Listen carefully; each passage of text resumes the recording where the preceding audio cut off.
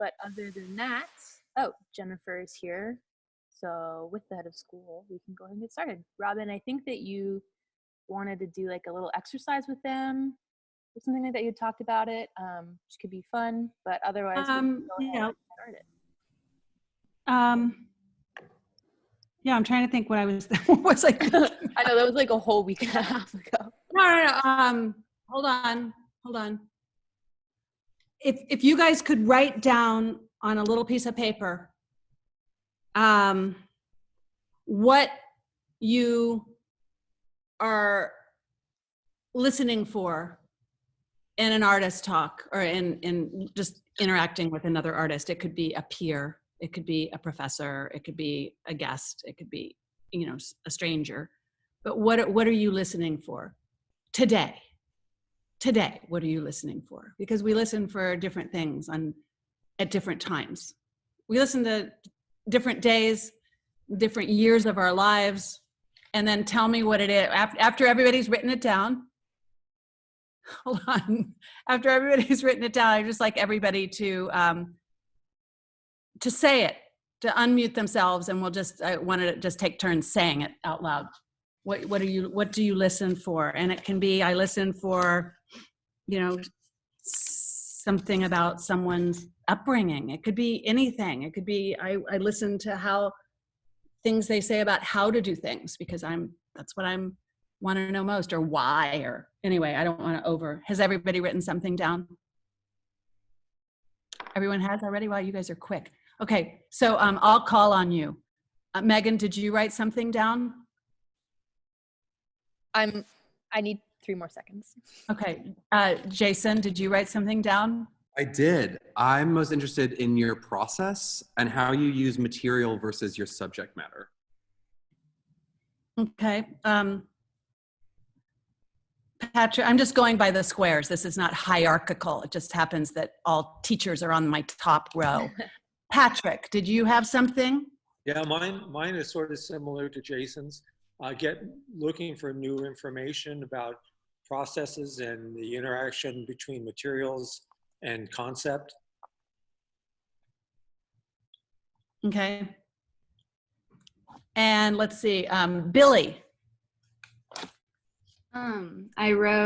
I just typed it because I don't have my paper, but I wrote specific advice and like how-tos for the person's specific style, and like any facts or little tips that like I haven't heard before, and like the weirdest ways that you work, and like the weirdest things about someone's work, rather than like the things that like everyone's already kind of heard. Okay. Thank you. Okay, Madeline. I listen for a connection to others to understand humanity more. For the artist's connection to others. Yeah, like how artists connect to other people to learn more about humanity. Okay. Okay, Sophie. I said something similar to Patrick, kind of just like process and why you do certain things in your art or why not. Yeah. Okay, great. Chris.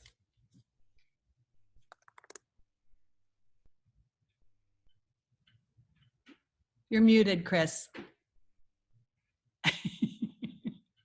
Haha. I feel like I can figure out the mute button like every other day. I'm interested in hearing the artist's insights and observations and how they translate into creative actions. Okay. Nick. I listen for like what drives somebody's work, like where does their inspiration come from, and any unique techniques that I haven't really seen before, and in their process and how they create. Okay, in case you guys wonder why I'm looking down, I'm writing on my Post-it notes. I love Post-it notes. Okay, thank you. Ray. kind of just like where they get their inspiration from and how their art has evolved. Yes. Okay. Anna. I didn't write anything, but I guess I'm just interested in just seeing what other artists make and like why they make it and different things that people are interested in. Okay, thank you. Isabella or Isabel. I listen for like advice and new ways to make concepts into physical things and like the artist's purpose for making their work. Thank you. Jennifer, do you have anything? Hi, Robin. Hi. I missed the prompt, but I want to know like how you're doing during this time and what kind of art is coming up for you. Okay, so time specific. Thank you. Lucy. I'm kind of interested in like, you know, how they use the artistic process to like make something that they like and like what personal stories they have that sort of shape their art. Oh, great. Rosella. Wait, I'm on mute. Oh no. Hi, I'm interested to know about where you draw your inspiration from and what personal stories you connect with your artwork. Thank you. Amaya. Correct me if I'm saying your name wrong. It's Amaya. Amaya. Okay. I'm always interested in how an artist got into working into art, but also like the different things that inspire each of their projects.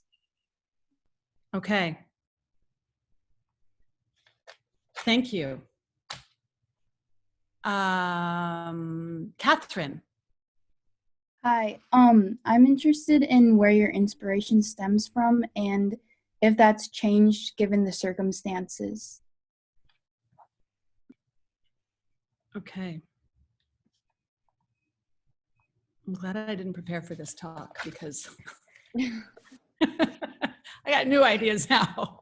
Okay, Amadi. Is Amadi there? Yeah, I came in a little late, so I don't really know what the prompt was. What do you listen for when you're interacting with another artist or listening to another artist share their work? I think for me, I look for just like anything I can really take from that and gauge from them in terms of just like what they use to drive their creativity, just in terms of like whether it's shapes or textures or different mediums that they've explored, just because I feel like especially at Oxbow, I really learned a lot more about different mediums and the ways in which you can manipulate them or go into multidisciplinary pieces. So I think that just being able to gauge someone's specific medium, or just being able to really get to know someone's opinions on what's the best way to do a specific project under that medium can really be inspiring and kind of help to drive my work in different directions. Thank you. Okay, well, this is really great and really helps me feel that how you're listening. And you have invited me to share things I wasn't really planning on sharing, not because they're secret, but because, you know, artists edit themselves in this situation and try to predict what they think other people want to hear. So one person said, we don't want to hear, we want to hear the weird stuff. So I hope I have enough of that. But just to answer Jennifer's question off the bat, I am pretty amazed by my resilience in this time and proud of how prepared I am to spend hours upon hours upon hours alone. And I'm really feeling incredibly grateful for my really strong sense of curiosity that helps me stay engaged with my work, or work in general, because I'm honestly not even making my own work all the time. I'm doing other things. I'm making masks to raise money for a food shelter. I'm making huge bowls out of clay, which is not my work, but it's something that I want to do. So the big surprise in all of this is how the pandemic has impacted everybody. And so you cannot go to your place of, you know, here I am all alone and everybody else out there is leading a normal life. It's not true. Everybody is suffering, everyone is challenged. And it's amazing how that just creates a kind of quiet in one's mind where you actually can turn off the I don't know, the comparison meter, I'll call it, you know, feeling like, oh my God, everybody else is in New York networking and going to galleries and meeting people and stuff is happening. And I'm in the middle of nowhere. And, you know, I can barely hear a pin drop. I'm in Woodland, California, which is the epicenter of, farmland, industrial farmland. So anyway, I don't know if you guys are experiencing that or have a little bit, but it's interesting how interior one's space can become and how freeing that is from any rules that you impose on yourselves. Of course, you guys are in school and you have deadlines and you have to interface in probably a very disappointing way with your faculty and each other on a screen. And if you're finding ways to kind of cultivate the same creativity and space for your art, or not the same, but create that space and enjoy the opportunity to meet each other here and really think of this as a medium, then you're probably doing okay. But it is super challenging. So I am wearing many hats as I talk to you, and I'm gonna primarily wear the artist hat. I am a parent of an Oxbow alum. I am on the board as a parent, I think, but also as an artist. And I also teach at the University of California, Davis in the Art Studio department. And I did not live in California my whole life. I was in New York for 30 years before I came to take this teaching job, very late in life. And I left New York kicking and screaming. And I still kick and scream quite a bit because I have not really wrapped around my head that everything one does here has to be intentional. There's not a whole lot of serendipity. You don't like run into, an artist friend on the street. And, you don't happen to walk by an art exhibition. You've got to get in the car and go there, or get on an airplane and go there. And, it has impacted my creative life, how I think about work and materials, and I would say in positive ways.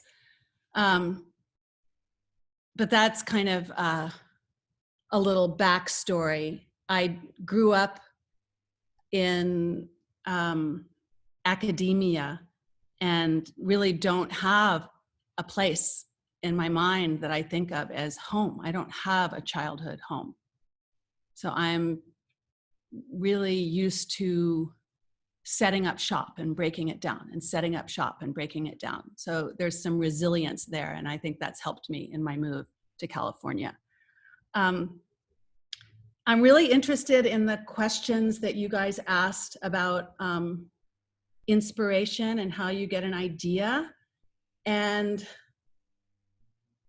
I'm also interested in, let's see, someone said something about connection to others in order to understand humanity. The art world can be extremely isolated and sort of self-involved, a kind of self-enclosed bubble.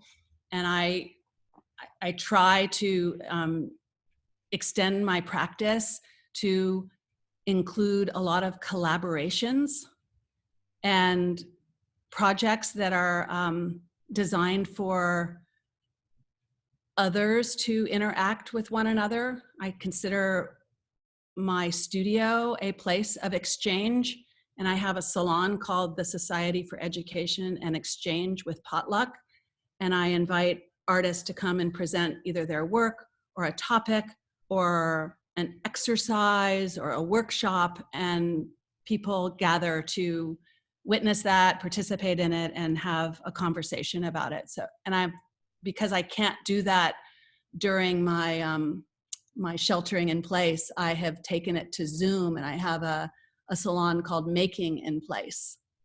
And I've got participants from all over the country who are making something. I'm just mending clothes mostly because I'm the host and I need to do something that doesn't require a huge amount of attention. But in those situations, I'm very much feeling a part of a bigger landscape of experience. And I really encourage you all to do that to the extent that you have time to. I mean, there's only so much time you can be on the screen.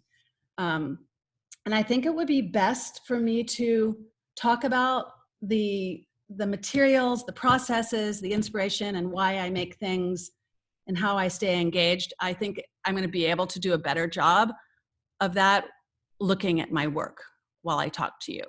I'm going to share my screen. And also I want to invite you all to interrupt me. I know Jason is hosting the chat session, or at least, overseeing it. And he can alert me to when there's a question or an interruption, but I really do want you to interrupt me. I want you to say, can you go back to that other slide? Or I'm confused, I don't know how big that was, okay? I also welcome you guys to communicate with me on Instagram, send me a direct message if you want to follow up and have a more private conversation about something. I'm happy. Just let me know on Instagram because I'm there all the time. Yeah. And then we can take it to an email, or I can have a Zoom meeting with you. It just let me know what you would like. Okay, so my Instagram is @OurHillStudio. So think about this, because this really speaks to inspiration and ideas. And this is something that I abide by. It comes from a philosophy called phenomenology. I don't know if any of you have ever heard that word or studied that, but it's the idea of your human consciousness being engaged with an experience that makes it whole by your being there.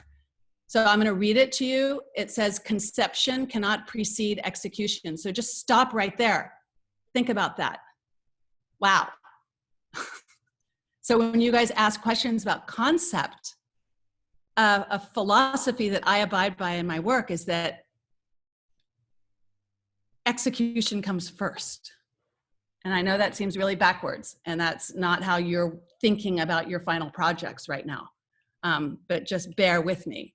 There is nothing but a vague fever before the act of artistic expression, and only the work itself, completed and understood, is proof that there was something rather than nothing to be said. It is not enough for a painter like Cézanne, an artist, or a philosopher to create and express an idea. They must also awaken the experiences which will make their idea take root in the consciousness of others. A successful work has the power to teach its own lesson. Okay, so this isn't an idea that I sort of captured and then said, wow, I'm going to make art about this. I have run into the philosophy of phenomenology because I experience it as affirmation of something that I'm doing, which is often the case. I think you'll find your best kind of grasp and traction with the theoretical part of art practice by actually doing your work, thinking about it, being critical of it, and reading with your work in mind. And then you will find things that resonate with you.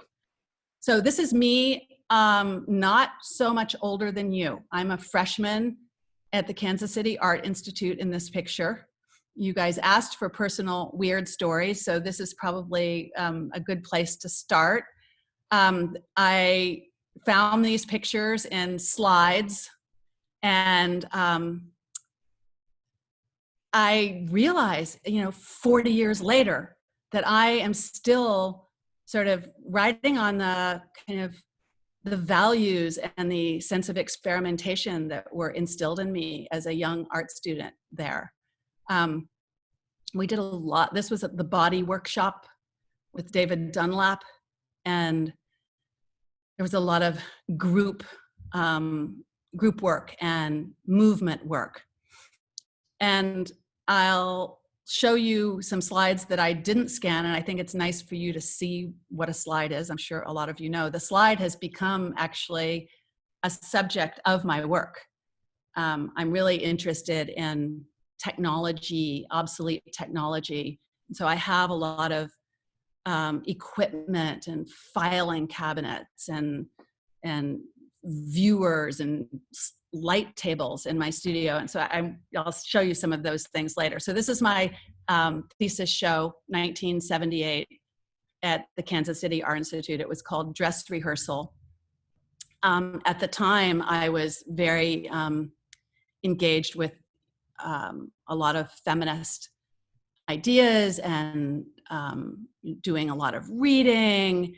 And I met Judy Chicago and had an opportunity to work with her on an internship.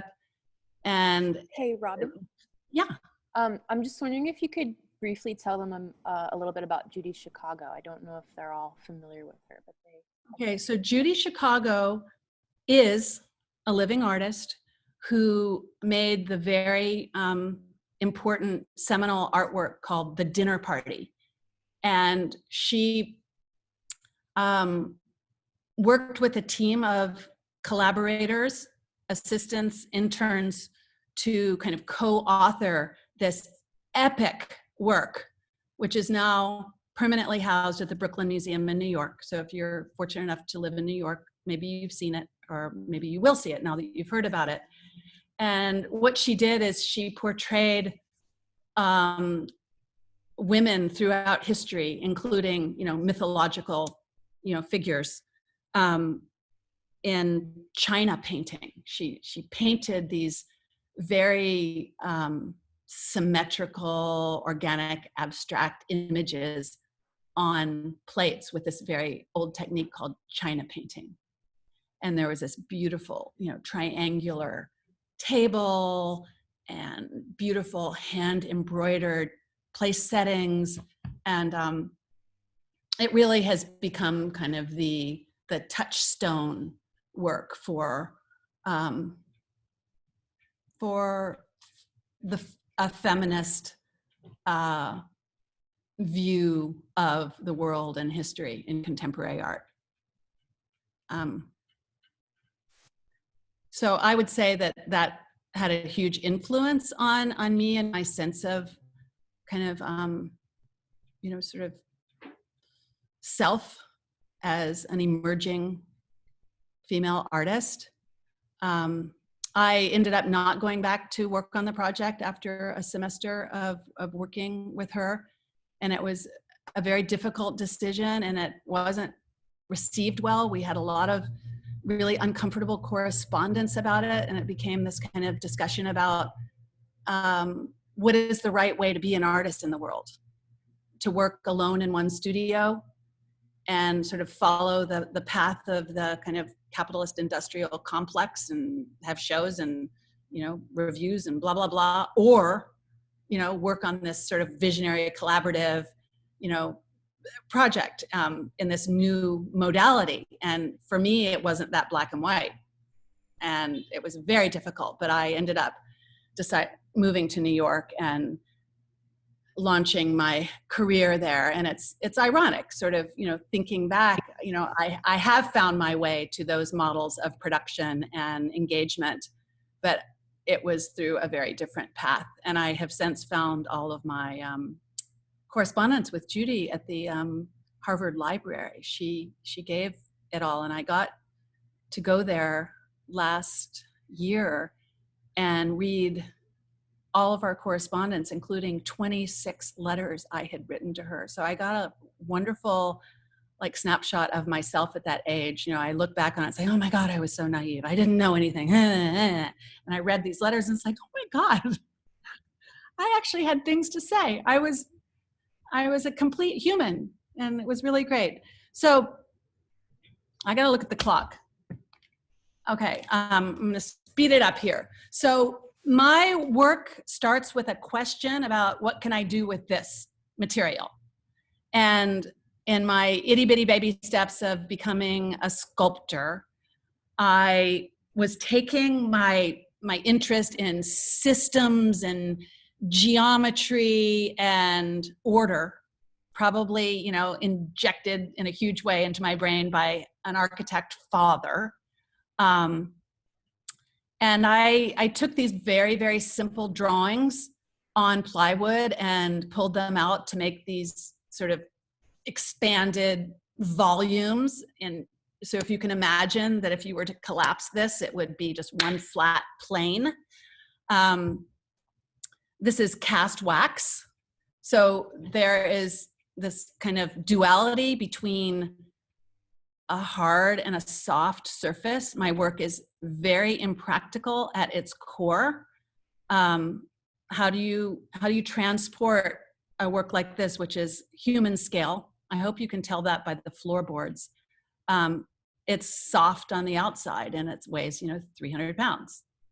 So that's my, this is my first foray into making freestanding volumetric sculpture. And this is in the late 90s. No, actually not the late 90s. What am I talking about? It's probably like 1990, actually. So this is another idea that drives my work. To understand something is to understand its topography, to know how to chart it, and to know how to get lost. So there is this pulse between order and disorder, and also between, I guess, to say it really simply, knowing and not knowing. That feeling when you're making work is like, I don't know what I'm doing. That's a feeling that I like. I don't know what I'm doing, but I'm going to keep doing it. That may not align with your interest in, what are the concepts that drive your work and how do you find the right materials to execute it. I don't usually have that feeling that I have found the right materials or that I'm even doing anything that's even vaguely interesting until I'm deep into it. And then it's almost like an aha moment. It's like, oh my God, this is interesting. This is exciting. And what are those qualities that make me think that? It's something about the pulse between kind of sort of attention to order with a kind of open-ended idea of it continuing into the future, that it's never finished. And so I've explored that in drawings. These are wax and oil bar. Oil bars are a wonderful material. If you have never worked with them, Winsor Newton makes something called oil bar. And they're these huge, jumbo, waxy, oily crayons, basically. And once you apply them to your canvas or your paper, or in this case, my waxed paper, you can then take a brush with your Gamsol or your linseed oil or whatever and sort of blur it and move it around. It's just a really great way of getting a mark on a surface without a brush. So a lot of my two-dimensional work, and this is all early work, there has to be a relationship between what I'm making and how I'm making it. And there has to be some kind of bridge between three-dimensional and two-dimensional. So I talk about my process behind my drawings as a process of carving. So adding and taking away. I actually use tools when I draw. I use knives. I peel things away. I press things into other things. I call this drawing. Again, interrupt me anytime if you want me to linger longer on anything. So this exhibition that I did in New York, it was my first really major solo show, 1991. No, okay, I need to look at my resume. You guys will correct me. Maybe it's 95, I can't remember. And I basically cast 4,000 plaster cups. I dipped them in ultramarine blue paint. I had these monumental drawings, which are made with oil bar on waxed paper, which I prepared myself. I have a giant horse trough that has 2 big 20-pound propane torches underneath it. And I melt this huge quantity of wax. And if anyone wants to know what kind of wax I use, I am happy to tell you. And then I would dip the paper into it and hang it up in my studio. Please, so even the hanging. What kind of wax you use? What? Yeah. Please tell us what kind of wax you use. Okay, well, so beeswax is very expensive. You can get bleached beeswax and it's white.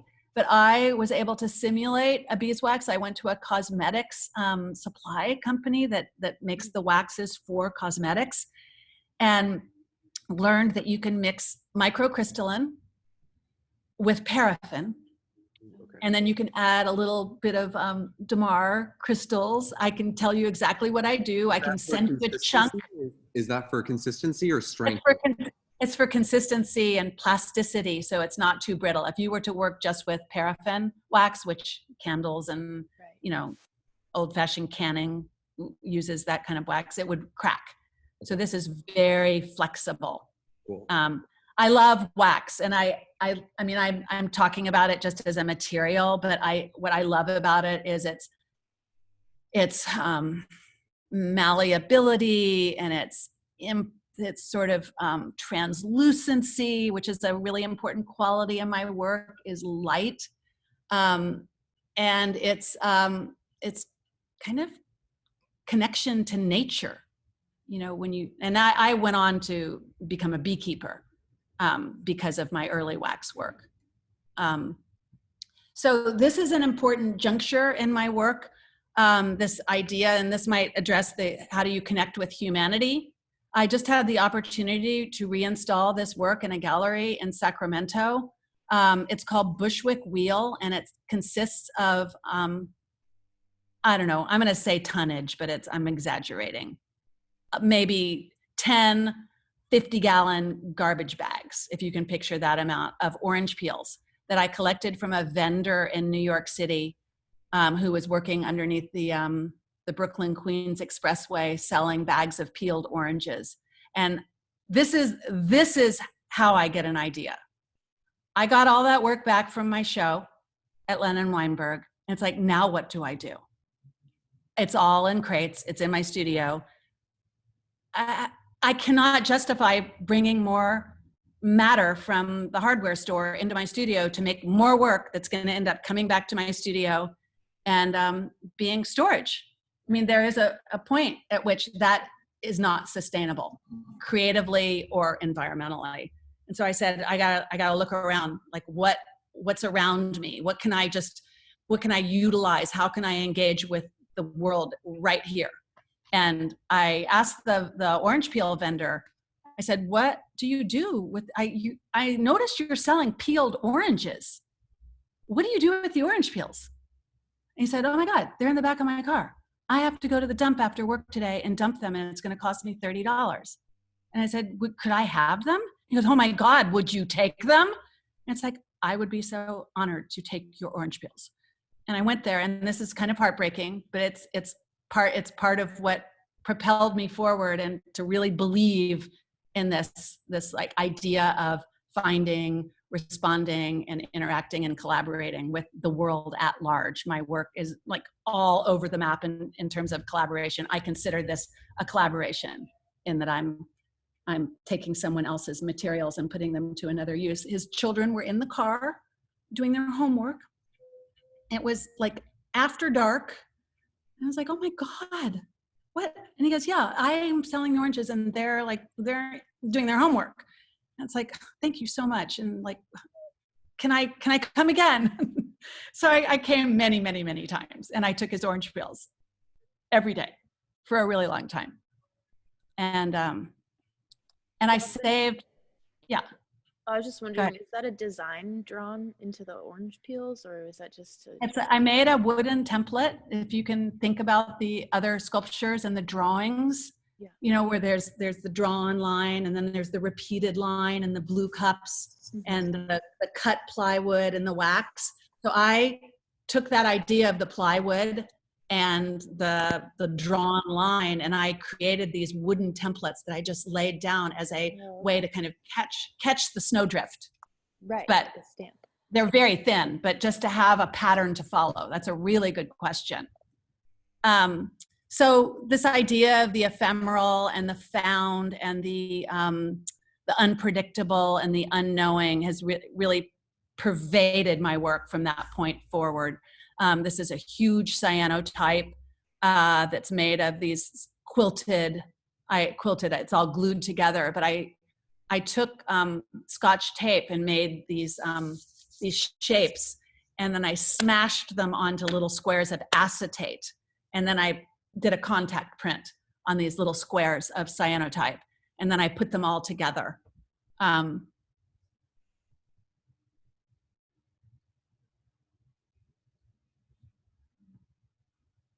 So the idea of the viewer having the feeling that they could engage with the work and rearrange it is really important to me.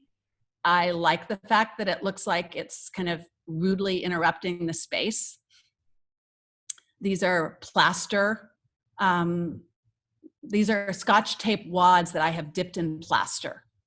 And then I've drilled holes into all of them. So when I'm making my work in the most like inspired like state that one can be in, it's not the idea before it's made, and it's not like my satisfaction of, oh my God, I made this and it's in a show, wow. None of that is ever very satisfying. It's the being at the drill press and drilling 10,000 holes. Like that's the sweet spot for me. When my I get to let go. It's like I got work to do. That's where you want to be, I think. It's like you got work to do and you got goals in mind and you just got to get it done.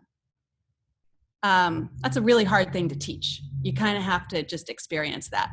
So this idea of the interaction of sculpture and my two-dimensional work, which I talked about in terms of my drawing, also applies to the cyanotype. So usually the thing that I've used to make the cyanotype is a sculpture unto itself. So this is some miniature sawhorses and a huge pile of torn and glued together paper that I've then used as a matrix on these very large cyanotypes. And I have some ultraviolet lights hanging in my studio that are hanging from a hoist. But if the objects are heavy enough, I can do the exposures outside, which is faster and certainly easier, but you've always got to deal with the wind. I'm going to speed up a little bit because I'm really interested in showing you some of my most recent work, and I'm going to be mindful of the time.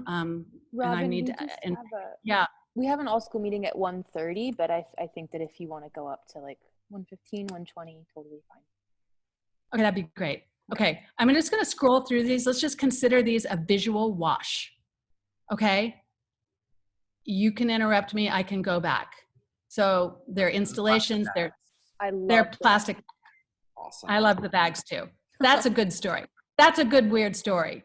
It's great to have someone who supports your work, who's showing it, who is willing to fill bags with helium balloons and then gather them, you know, when they escape and go down the hall into other people's galleries. I was very lucky to have an amazing art dealer for 25 years, Lennon Weinberg Gallery in New York. They just closed, not because of COVID, but because of, you know, the lack of sustainability in the art world. And this is Project Row Houses, a wonderful place in Houston. If any of you are in Houston, I deal with site specificity. My work usually is situated in a space or is sort of born of place. Are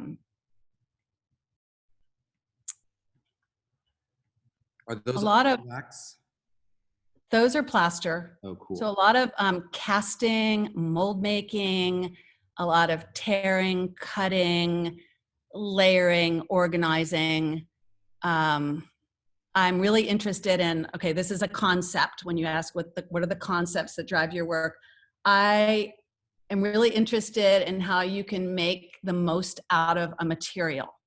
And so one of the ways is, you know, you can cut it, you can shred it, you can add it to itself, you can do all these things. You can use it as a matrix for a cyanotype. But the other thing you can do is use mirrors. Oh my God. So I'm really interested in reflection as a way of amplifying form and space. So this is getting to my more recent work, and I really am, I cut out so much of this talk. So when I talked about moving to California and how it's been good for my practice, it situated me in a place where the kinds of materials that I could find and think about and consider transforming were very particular to a research environment that went from analog systems to digital systems. And so this stuff just kept appearing at the Bargain Barn. It's now called Aggie Surplus. So I've gotten my hands on some crazy stuff, like old school easels and light tables. And so I've just kind of treated these things as architectural spaces to intervene in, not with the idea of sort of casting them in some kind of nostalgic light, but more to give them a new purpose. And so there's this like very eccentric relationship between the object that I'm intervening with and the way I'm using it. It's like I'm trying to convey that it was meant to be used that way, that it's complete. Yeah, of course, that's where you're going to shove all your wax saturated cotton scraps. Of course, this bread rack is where you would, you know, have mirrored shelves, and actually they're glass shelves with a kind of a double helix, stacks of cotton moving through it. This is a chemical transport cabinet that I filled with cast wax scientific glass bottles, and I printed the fabric and sort of made it into it's called the Dot Transport Cabinet for Mary. And my dear friend Mary Hambleton passed away about, I don't know, I guess it's been almost 10 years. And she made, if you want to look up her work, it is so good. Mary Hambleton. And she made a lot of paintings that involved dots. And so I made this dot transport cabinet for her.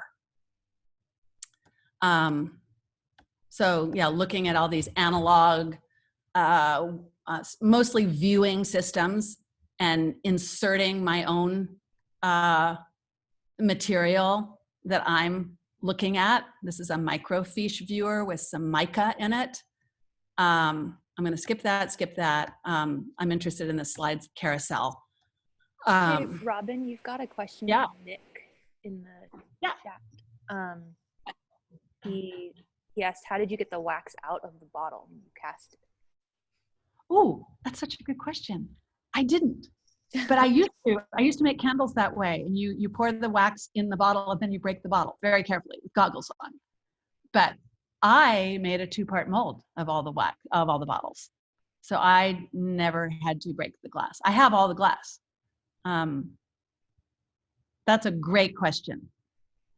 So this is an installation I did, and you will see why this is important to see this before you see my most recent work. But I treated the whole interior space of this tiny little gallery in San Francisco called Ramon's Taylor with these rubbings of a slide carousel. So they're very dimensional because the slide carousel is like this. So my paper kind of goes like that too. And then this is very recent work from 2017 at Lennon Weinberg. It was my last solo show there. And my rule for this show was I am not going to make anything. I sort of took it to the max. It's like, I'm only gonna show stuff that made itself. And it's like, wow, okay. So I showed this chair I got from a fire. I displayed a collection of sea bricks that I collected over a period of 30 years. So really the only thing I made was the armature upon which these objects sat. These are called Concretions. They're 400 million years old. I have collected them for years, and I think of them every time I find one, it's like, oh my God, another sculpture. They're cast in these negative voids in the cliffside, just from sheer like time and sand sifting into this negative air bubble void. They remind me of almost like Chinese philosophers' stones. Yes, Yeah. yes. Chinese scholars' rocks, yes. Yeah, that's the one. That's, if I was giving my whole big talk, you would see some pictures of Chinese scholars' rocks. So I also took a lot of photographs of materials in my studio. This is dryer lint. And I took the pictures in such a way that you can't really tell with the scale. This is a collapsing house. This is a giant cyanotype. It's about 20 feet long by 10 feet high.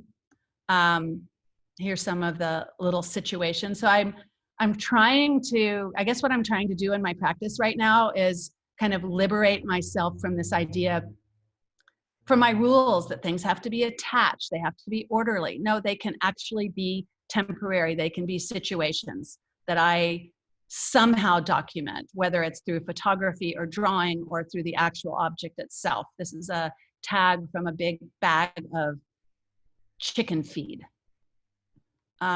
This is offcuttings from my studio process. There's cyanotypes that I just took a little hole puncher to.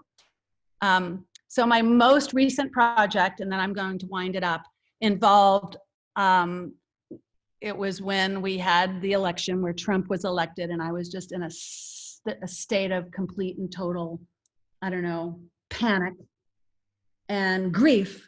And I was obsessed with the news, and I just started taking my extraction sensibility to the newspaper. And as I would read the newspaper, I would glean a phrase, and I would glue it on to this little teeny piece of scientific glassine and put it aside. And I ended up making a big painting. I call that a painting. It's a gessoed canvas. I think I'm allowed to call it a painting. All my painter friends say that's not a painting. So I'm going to skip that. So I was invited by a space by Mima Bagovic, this is her, to do an installation, and she thought I should do a big retrospective. And for an artist at my age who has not had that yet, I got a lot of advice that I should hold off. I should hold off for an opportunity for a museum to do that. And that's what I'm doing.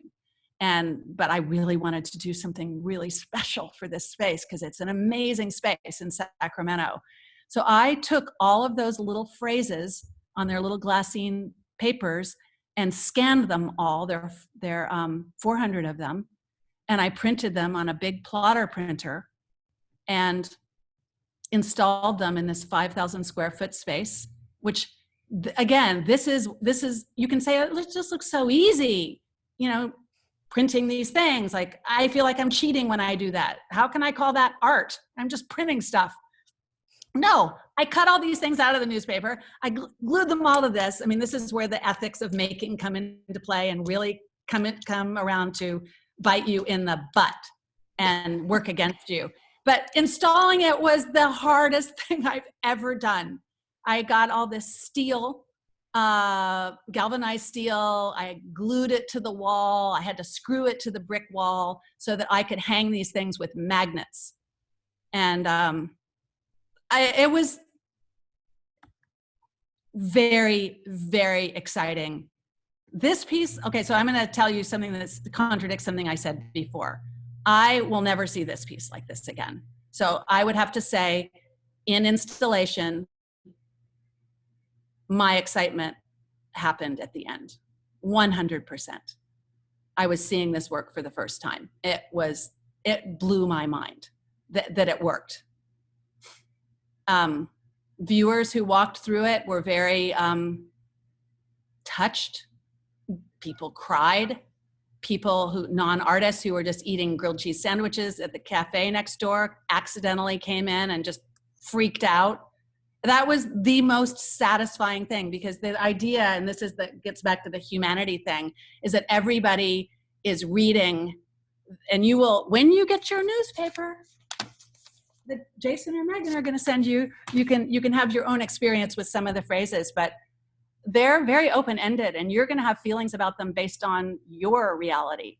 It's all about your interaction with the words. They don't mean anything without you there perceiving them.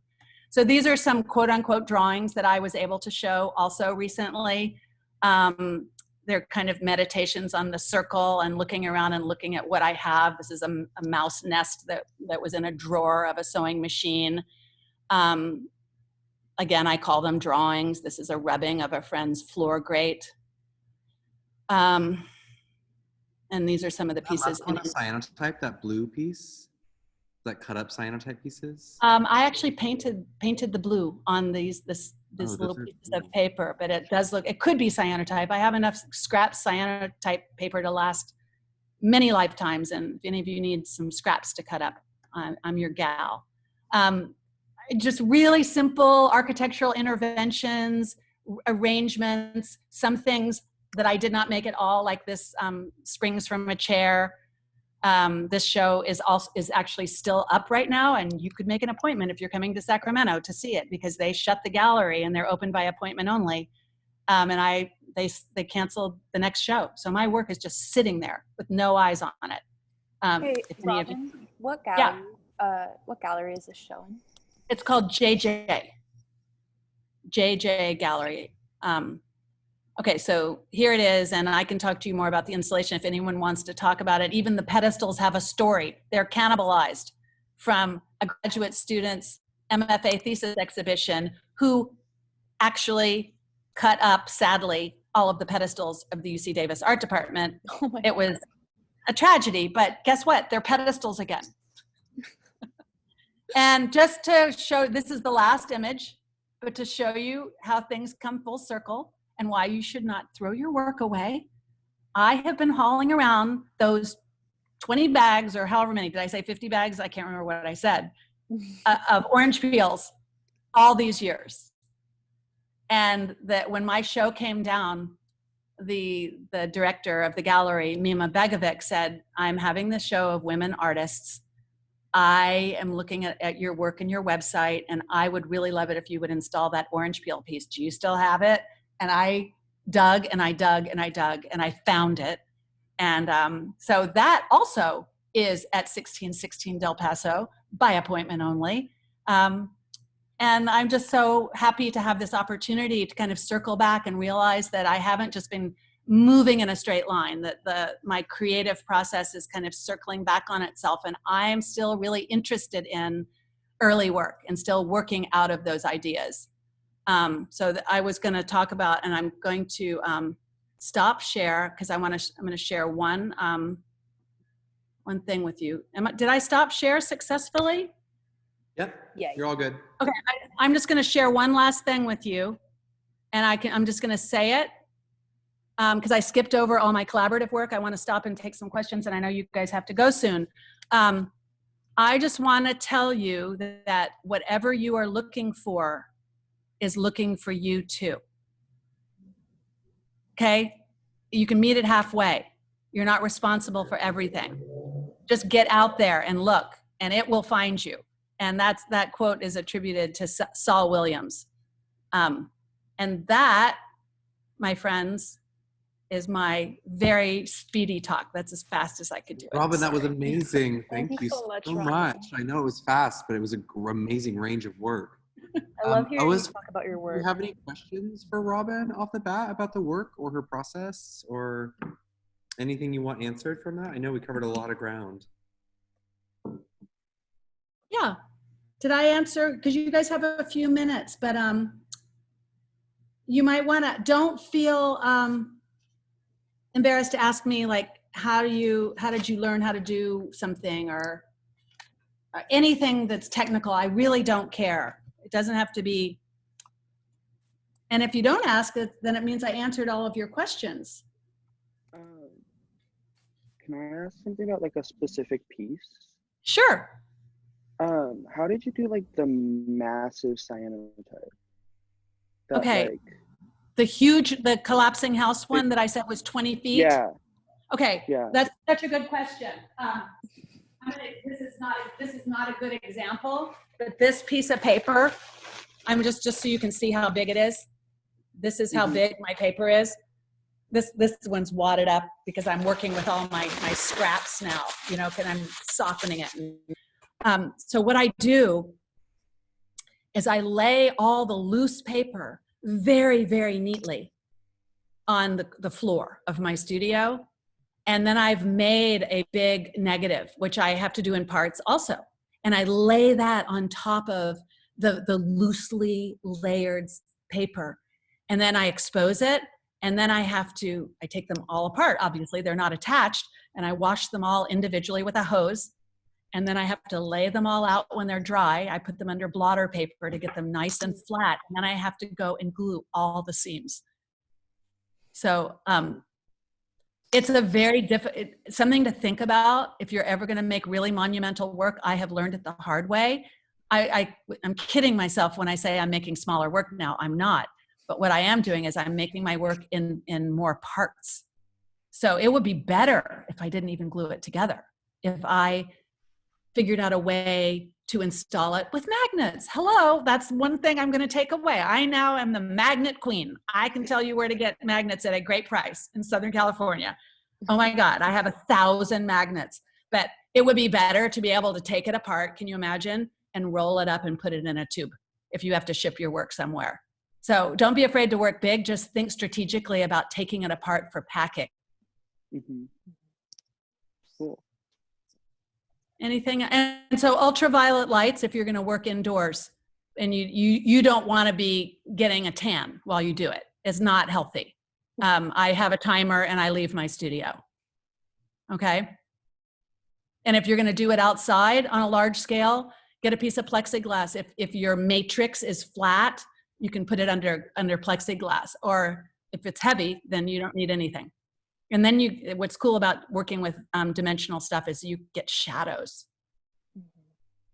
I also love surprise. I didn't say that, but wonder and surprise are truly my biggest desired outcome. I like it when I make something that I didn't intend and I'm like, oh my God, I'm so excited about that. And it's kind of like someone else made it kind of feeling. So I think that's why cyanotype is so interesting, is because you really can't control it. And there's always going to be something that's going to surprise you. Right? Okay, anybody else? Robin, I would take a look at the chat, as they all really like your work and have very nice things to say, but they're being very quiet. But definitely take a look there. But I guess we have a few more minutes for any questions in case anybody has any. But well, I was also anything.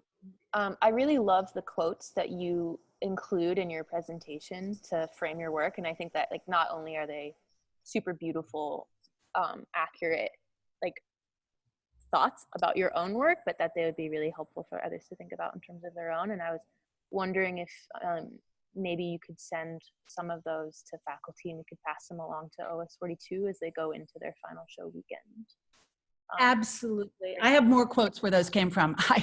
I hid like a couple more. I'll send you all my lecture quotes. Thank you. I'd for really sure. appreciate And that. can you guys capture the Zoom chat for me? Yeah, can you? That'll archive. Let me see about that. You can. You guys can. It does get recorded, and then just copy and paste it and send it to me because I'm worried that as soon as I hang up, it's going to disappear. Okay. And I haven't had time to read it. I have a strange question. Yeah. What's your favorite color? What do you think? Blue. I like blue. I like blue. I always find it strange what artists say as their favorite color because it can be very wild, and it can also be like white or black or like something more that like I don't know. It just varies so widely. Yeah, I really like blue. I just made a giant safety pillow. Okay, I'm gonna break my rules right now because you guys deserve it. Can you guys see that? I made this giant pillow to house all my scraps of cotton that just live in boxes. It's like, what good is that doing? It could be being used for something. And I had all this parachute material from a former student who just dropped off. He said, I think you can use this, Robin. I have rolls and rolls of parachute material. And it's like, I'm sewing a pillow. And anyway, all my cotton is in there and I have this giant thing. And now all of a sudden I love orange. So I'm actually very fickle when it comes to color. Well, Robin, we're gonna give them a little bit of a break before all school meeting. But thank you so much for doing this. And you're actually their last artist talk of the semester, and it's a really nice note to end on. Well, you guys, I'm gonna come to your final shows. I'm gonna hear about you for a long time to come, and I just want to say, keep up the good work. And just the fact that you're at Oxbow, you had to have convinced a lot of people that this was what you wanted to do. And I just want to say congratulations, and it's going to serve you very well. And if any of you need college advice, you've got great professors who have a lot of advice. And I am happy to join that team if you want to ask me questions. I've been a visiting artist at many schools, and I have a good lay of the land. So thank you so much for having me. Thank you so much, Robin. So Jason, just put Robin's contact in the chat, and we'll pass it along. Thank you. Thank you so much. Bye, everybody. Stay safe. You too. Thank you. Thank you. Thank you.